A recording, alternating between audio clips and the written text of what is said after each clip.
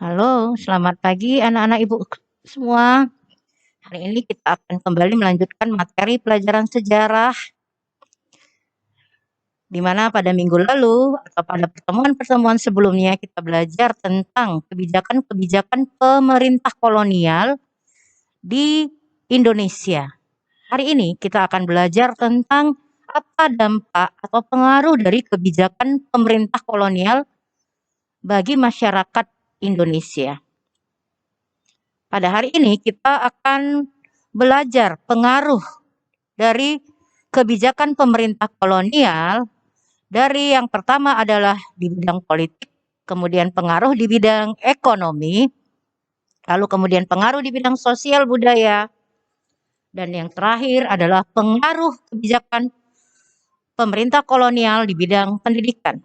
Tetap Ibu ingatkan, kamu harus didampingi oleh buku pelajaran. Jadi ambil buku pelajaranmu, bukalah halaman 180 sampai 183. Ibu ingatkan, jangan lupa kamu harus selalu berdoa sebelum memulai aktivitas. Dan tetap menjaga kesehatan agar kamu dapat beraktivitas dengan baik. Kita mulai pengaruh kebijakan politik di Indonesia terhadap rakyat Indonesia. Apa saja kebijakan-kebijakan politik yang dilakukan oleh pemerintah kolonial?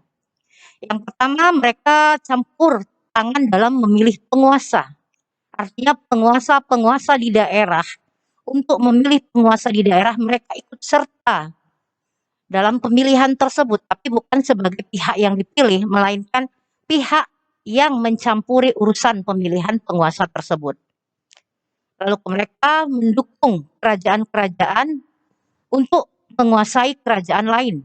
Nah, di sini mereka sudah melaksanakan politik divide et impera-nya, yaitu politik adu domba, mendukung satu pihak untuk menyerang pihak yang lain. Kebijakan politik lainnya adalah mengadakan perjanjian dengan penguasa lokal, di mana perjanjian-perjanjian mereka lakukan itu pada umumnya lebih banyak menguntungkan pihak pemerintahan kolonial daripada pihak penguasa setempat. Ayo kita lihat apa sih dampak pengaruh politik dari kebijakan kolonial. Dampaknya, yang pertama adalah para penguasa lokal jadi tidak lagi memiliki kekuasaan yang besar. Karena apapun yang mereka lakukan selalu atau sering dicampuri oleh pemerintah kolonial. Kemudian, secara de jure, secara hukum, wilayah memang dikuasai oleh penguasa lokal. Secara hukum, itu wilayah-wilayah tersebut memang dikuasai oleh penguasa lokal sebagai pemimpin pemerintahan.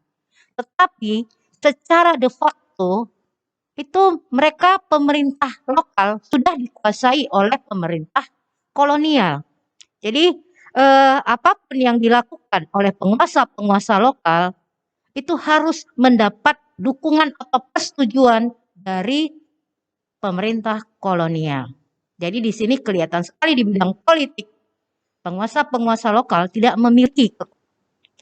Yang kemudian yang kedua adalah pengaruh di bidang ekonomi. Mari kita lihat kebijakan-kebijakan ekonomi yang dilakukan oleh pemerintah kolonial pada saat itu. Yang pertama adalah mereka memonopoli perdagangan, artinya menguasai perdagangan, terutama perdagangan rempah-rempah. Lalu kemudian mereka meminta hak istimewa di bidang perdagangan untuk mengatur monopoli perdagangan yang mereka lakukan. Lalu mereka membentuk perserikatan dagang seperti VOC, itu milik Belanda, dan EIC itu adalah perserikatan dagang yang dibentuk pada saat kolonial Inggris. Lalu mereka melakukan tanam paksa. Ini dilakukan pada masa Van den Bosch. Tanam paksa ini yang kita ketahui istilahnya adalah kultur stelsel, dan kamu sudah melihat atau mendengar penjelasannya pada pertemuan sebelumnya.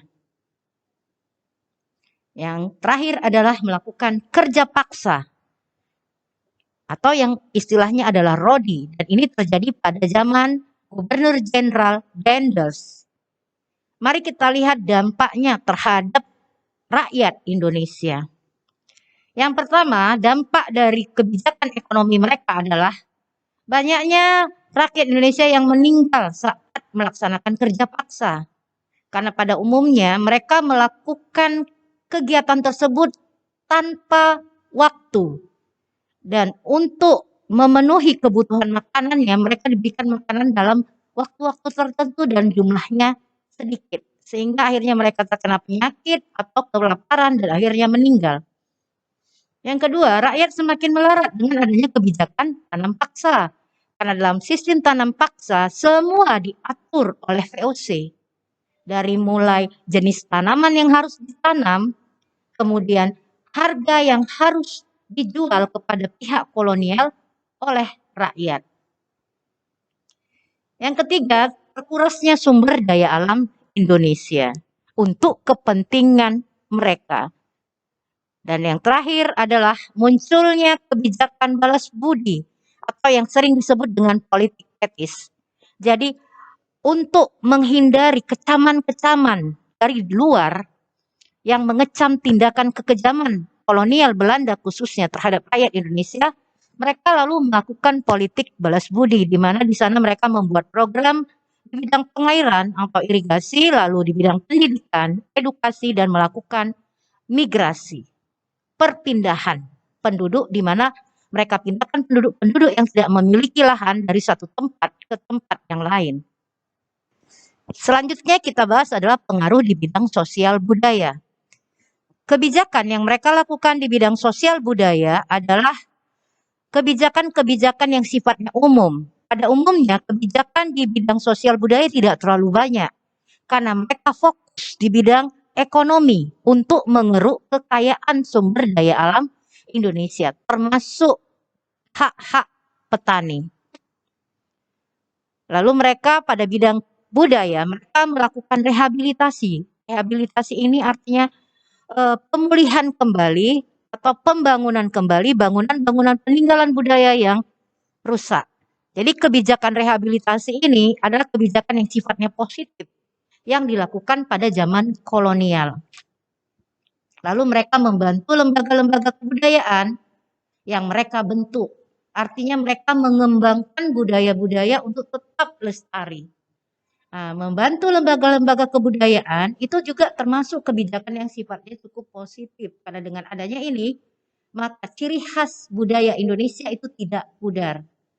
Dampak dari pengaruh sosial budaya atau kebijakan sosial budaya adalah munculnya pengelompokan masyarakat. Jadi di Indonesia waktu itu ada 3 golongan masyarakat, yaitu golongan Eropa yang tingkatnya paling tinggi, lalu golongan timur asing, ini adalah masyarakat-masyarakat dari Tiongkok misalnya, atau dari Korea, atau dari Jepang, yang tinggal di Indonesia, dan yang ketiga adalah golongan rakyat Indonesia sendiri atau kelompok pribumi. Lalu kemudian dampak dari budaya adalah mulai berkembanglah budaya-budaya barat di Indonesia. Dari jenis cara model berpakaian, kemudian bagaimana mereka mulai menyenangi tarian-tarian seperti dance yang biasa dilakukan oleh bangsa barat. Dan itu sudah mulai dipelajari oleh rakyat Indonesia, terutama kaum-kaum bangsawan yang hubungannya dekat dengan pemerintah kolonial. Dan yang terakhir, bangunan budaya kita terjaga. Apa contohnya bangunan-bangunan budaya? Misalnya candi, kemudian rumah-rumah ibadah, misalnya ya. Itu adalah contoh dari bangunan budaya. Misalnya mereka kemudian membangun seperti museum, perpustakaan, ya. Itu sebabnya Ibu bilang tadi bahwa kebijakan di bidang sosial budaya ada yang berdampak positif. Yang terakhir adalah pengaruh di bidang pendidikan. Di bidang pendidikan, dengan adanya politik etis atau politik balas budi, maka mereka membuka kesempatan kepada golongan bangsawan untuk bersekolah di sekolah di mana siswanya adalah orang-orang Belanda. Jadi mereka menikmati mata pelajaran dan fasilitas belajar bangsa Eropa. Lalu mereka mendirikan sekolah, di mana sekolah tersebut dibagi atas berbagai golongan. Golongan 1 itu yang paling rendah, golongan 2, golongan Pamong Praja, Stovia, dan Dokter Jawa. Ya, jadi sudah ada sekolah kedokteran yang dibangun mereka pada masa itu. Apa dampaknya? Dampak dari adanya bidang pendidikan adalah dampak yang positif. Maka muncullah golongan-golongan terpelajar. Orang-orang Indonesia yang mulai pintar dan mengetahui serta sudah pintar mempelajari tentang dunia politik untuk memperjuangkan kemerdekaan. Jadi dengan adanya golongan terpelajar ini muncullah kesadaran untuk merdeka. Muncullah kesadaran untuk berjuang bersama-sama dan bersatu dan tidak lagi bersifat kedaerahan. Oke anak-anak ibu, demikianlah pengaruh kebijakan-kebijakan yang dilakukan oleh pemerintah kolonial terhadap rakyat Indonesia. Dan sebagai penutupnya, di sini kita lihat bahwa kesimpulan dari seluruh materi bahwa kebijakan yang diberlakukan oleh pemerintah kolonial ada yang berdampak positif dan ada yang berdampak negatif. Kebijakan ekonomi dan politik itu umumnya berdampak negatif, sedangkan kebijakan sosial, budaya, dan pendidikan ada yang berdampak negatif, tapi di balik itu banyak yang berdampak positif. Ayo kamu coba pikirkan kira-kira apa-apa saja kebijakan atau contoh-contoh kebijakan yang bersifat positif terhadap rakyat Indonesia. Oke? Terima kasih sudah memperhatikan video pembelajaran Ibu. Silakan memberikan komentar untuk pertanyaan-pertanyaan apabila kamu kurang paham dari penjelasan yang Ibu tampilkan dalam video ini. Sampai jumpa pada pertemuan berikutnya.